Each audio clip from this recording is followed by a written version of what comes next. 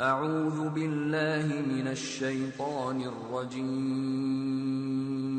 بسم الله الرحمن الرحيم. Рамадан – это месяц прощения. Рамадан – это месяц покаяния. В Рамадан шайтанов заковывают в кандалы. В Рамадан открываются врата райских садов. أتى رمضان فاقبل يا أخي إلى الرحمن واتبع النبي. Самое сильное намерение, что бьется в нашем сердце, и самое сильное желание, что мы жаждем, и самая частая дуа, что мы делаем, чтобы Аллах позволил нам достигнуть ночей Рамадана. Что для тебя значит то, что Аллах позволит тебе быть свидетелем Рамадана? Есть ли благодать больше этой? Когда Аллах открывает тебе двери милости, двери прощения, двери искупления, освобождения от огня. Есть ли благо больше, чем это? Когда Аллах открывает тебе путь, что сделает тебя ближе к Нему, путь помилования, благочестия, позволяющий войти в рай, отдаляющий от огня гиены. И когда Рамадан закончится, ты окажешься среди тех, кому Аллах простил грехи.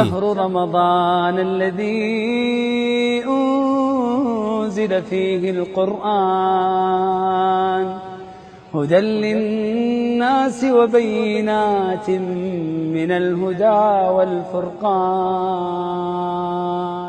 Это благодать не для каждого. Миллионы братьев и сестер, которых мы отнесли на кладбище. Миллионы лежат на больничных койках.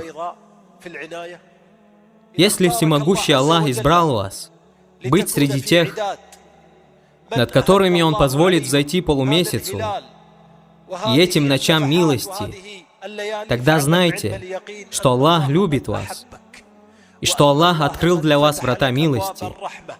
Сказал пророк, саллаллаху алейхи вассалям, в хадисе от Абу Хурейры: когда приходит Рамадан, открываются двери милости. Это спасение, и это выход. Если бы ты был приглашен на какое-то важное событие на следующей неделе или через неделю, ты не был бы удовлетворен и не знал бы покоя, пока не приготовился бы должным образом. Ты потратил бы все, что ты можешь, чтобы подготовиться к этому событию. Так каково было бы, если бы ты был приглашен на великое событие, при подготовке к которому ты не должен пропустить ни одной ночи, так, чтобы Всевышний Аллах сделал бы очевидным, что ты искренне желаешь Его награды, чтобы Аллах, по Своей милости, позволил бы тебе быть свидетелем этого месяца. Так береги это желание в своем сердце, цени эту милость и щедрость от всемогущего Аллаха. Придерживайся сжигателя грехов, который был назван так сподвижниками. Делай побольше истихфара у себя дома, перед сном, самовением и сидя после молитвы. Делай много истихфара, ты изменишь самого себя.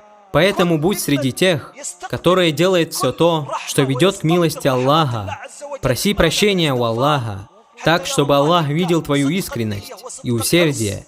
Если ты будешь помногу просить прощения, ты подготовишь свою душу к поклонению Аллаху и стойкости на Его пути. И ты избавишь себя от лени, и изгонишь тьму, и засияет твое сердце светом, и этот свет осветит твое лицо.